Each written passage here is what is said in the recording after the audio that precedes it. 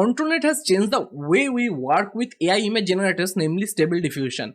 It opens up the world of an immense possibility. You can direct the pose of any image, you can direct how you want that image to turn out, you can do architectural drawing and make them a real image via ControlNet, and many more.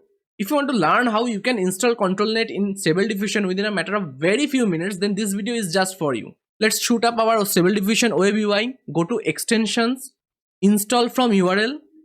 Now we are going to the GitHub repository of ControlNet. Click on the code button. Click here, copy this, come back to Stable Diffusion, paste the URL here and hit install. Once it has installed, you won't start seeing the ControlNet right away. You have to apply and restart UI for that. Now once you go back to your Stable Diffusion web UI, you should start seeing the ControlNet unit here. But for it to start fully working, you need to install ControlNet models there. Now let's go to this link here.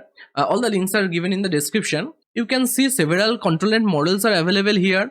These .yaml models should be automatically installed when you have installed the ControlNet extension. You have to download these .pth files and install them separately. Click on the download button for the models you think you need.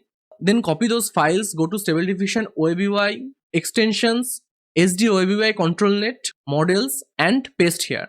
Now go back to Stable Diffusion extensions and apply and restart UI. Now when you go to ControlNet unit, you can start seeing the models available here. You can select the one that best suits your needs and start using it right away. Now if you want to learn more tips and tricks about ControlNet and how you can apply it in your own workflow, you should start by watching this video right here.